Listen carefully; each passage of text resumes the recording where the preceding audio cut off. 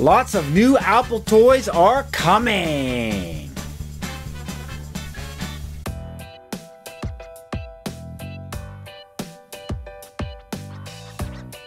Hi, I'm Aaron Jones and welcome to another vlog coming to you from Nihama in Japan.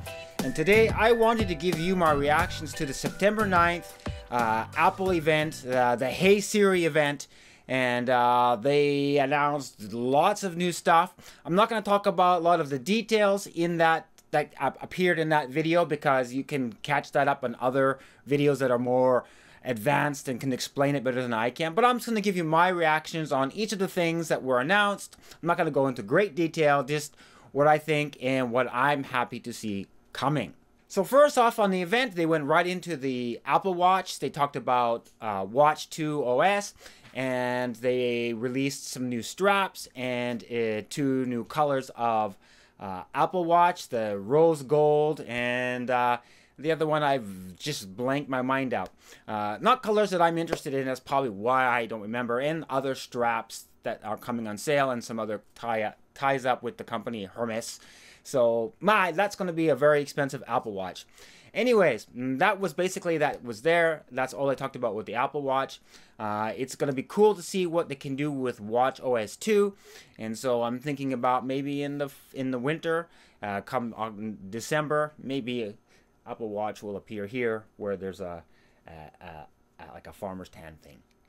Anyways, next there was the thing that was big rumored that people weren't sure was going to appear in this event or not, but it did, and that was the iPad Pro. The iPad Pro, if you haven't heard yet, is a giant iPad Pro, I guess aimed at professionals.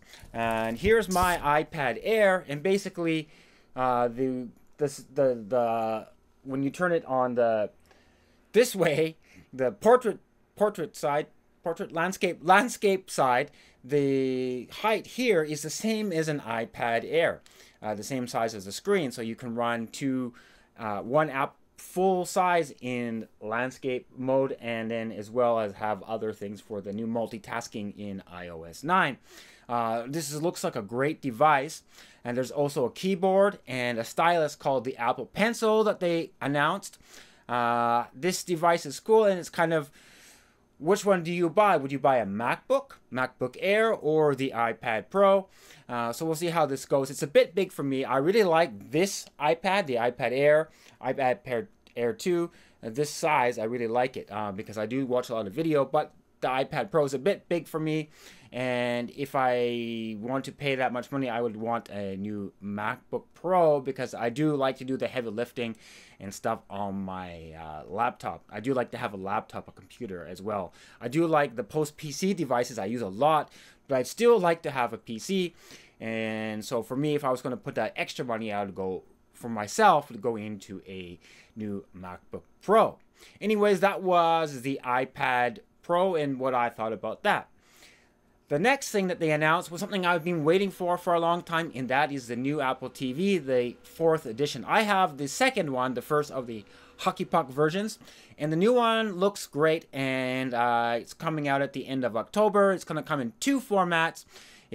What is it? 32 gigabytes. That's going to cost $149 US, and the 64 gigabyte. That's going to be $199 US.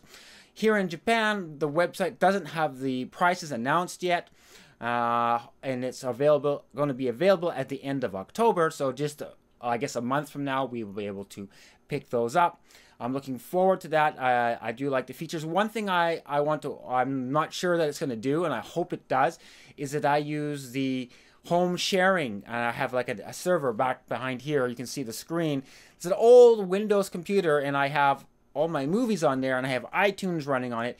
And that's how I stream my own content that I have to Apple TV to watch on my television. And I hope that feature is there. It's still there. I couldn't find anything on the website. I'm sure they haven't taken that away. I hope not. Otherwise, I'm going to have to keep my old Apple TV to do just streaming videos from this old server I have here with all my movies on it. And so I'm looking forward to that. A new controller that's touch sensitive, that can be used as a game controller like the Wii controller. It can use Siri to search. I think that's going to be really neat. Of course, how it's going to work here in Japan, because some of the things in Japan that applications that are existing now are different than in North America. Recently, Netflix has come to Japan. However, the content is very, very poor, in my opinion. I was hoping that when Netflix came here, it would rival the Hulu that's already been in Japan for about 2 years. However, I was disappointed because there still isn't a lot of great content on there. There isn't a big back catalog like there is in North America. But anyways, it is a start, and I'm excited to see how this is going to work with the Apple TV, as well with other services that are already existing there in Japan. If I do buy this, I will make a video and go through that. And then the last thing of the event was the main thing that everybody was waiting for, and that was, of course, the iPhone 6s and the iPhone 6s Plus. And with the new main feature being the 3D touch. They call it Force Touch on the Apple Watch, but on the iPhone it's called 3D touch, and maybe they'll rebrand it for the Apple Watch as well when that comes out.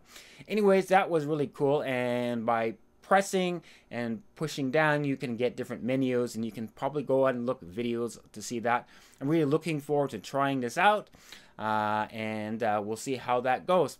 And they also updated the camera. It has a 12 megapixel camera on it, and so the pictures will be even better. And the front-facing camera was also improved, which is nice. So if I upgrade, my videos may be getting better. My YouTube videos are filmed on the front-facing camera of my iPhone 5s, which is not bad quality. It's an HD. And the new iPhone 6s will do 4K from the iSight camera, but for doing this kind of video. But the strange thing is that it has 4K video, but the new Apple TV, as far as we know, does not play 4K video. In the future, it might be just a software update that will do that has the hardware already built in, and they just have to activate it when they do a next update of the TV OS. That's the new OS that they're going to use for the Apple TV with applications, which I didn't mention, and games. That's not so much. I'm not a big gamer, so I'm not worried about games. Some applications will be very useful on the Apple TV. Anyways, the iPhone 4S, as of today, it's now on pre-order, and today I was trying to do some research for this video, checking out some other updates on the Apple website, but the Apple website was down and things were offline because of all the pre-orders. In Japan here, the iPhone 6s is also on pre-order today, but I'm going to wait off on that because my contract is not finished until the end of October. But it's still a little bit expensive to upgrade anyways, because they have changed some of the structure of the plans, and if I get a new phone, my phone plan price will go up. And so if I can maybe wait 1 more year, I do usually upgrade on the S cycle. I do like the S phones because they have the new one that comes out, but they have a little bit of extra added to it, and then usually I'm the S upgrade cycle. So we'll see how that goes. Anyways, it was an exciting event. It was very long. It was over 2 hours. I watched it here in Japan at 2 a.m. I got through to the end. Actually, I turned it off when the band started because I needed to sleep. And so after the band started at the end, after the iPhone was finished, I turned it off and went to sleep.